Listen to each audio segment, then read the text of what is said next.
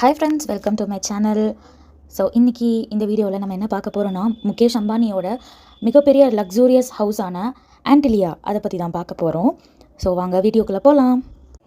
அம்பானியோட ஹவுஸில் 27 ஃப்ளோர்ஸ் இருக்குது. அதில் 6 வெறும் கார் பார்க்கிங்க்கு மட்டுமே யூஸ் பண்ணுறாங்க. அதுவும் எத்தனை கார்னா 168 கார்ஸ். அப்புறம் 7th ஃப்ளோர் எதுக்கு யூஸ் பண்ணுறாங்கன்னா சர்வீஸ் ஸ்டேஷன். இந்த காரெல்லாம் சர்வீஸ் பண்ணணும் இல்லையா, வெளியே போய் சர்வீஸ் பண்ண மாட்டாங்க. ஸோ வீட்டுக்குள்ளேயே சர்வீஸ் ஸ்டேஷனும் வச்சுருக்காங்க.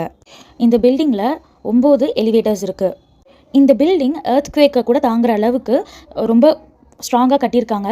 எந்த அளவுக்கு ஸ்ட்ராங்னா 8 ரிட்டர் ஸ்கேல், அந்த அளவுக்கு எர்த்குவேக் வந்தாலும் தாங்கக்கூடிய அளவுக்கு ஸ்ட்ராங்காக இந்த வீட்டை கட்டுமானம் பண்ணியிருக்காங்க.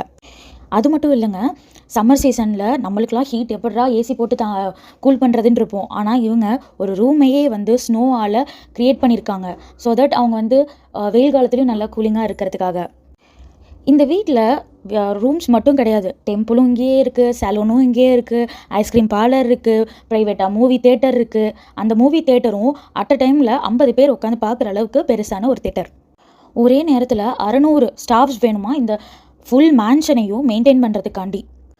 அம்பானியோட ஹவுஸ் எங்கே லொக்கேட் ஆகிருக்குன்னா மும்பையில். ஆர்கிடெக்சர் எவ்வளோ ஹைட்டுன்னு சொல்கிறாங்கன்னா 570 ஃபீட் இருக்கும். அதாவது 173 மீட்டர் உயரத்தில் இருக்கும்னு சொல்கிறாங்க. இது 4 lakhs ஸ்கொயர் ஃபீட் ஆக்சுவலி இருக்குது இந்த வீடு.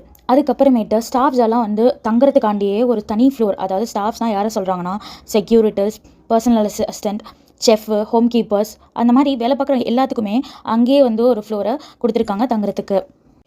இந்த ஹவுஸை பில்ட் பண்ணுறதுக்கு மட்டுமே குறைஞ்சபட்சம் 1 பில்லியன் to 2 பில்லியன் செலவாக இருக்கும்னு சொல்லப்படுது.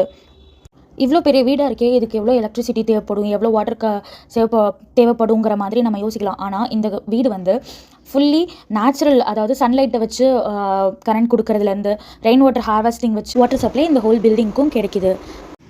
எல்லாமே பர்ஃபெக்டாக பிளான் பண்ணி இந்த பில்டிங்கை கட்டியிருக்காங்க.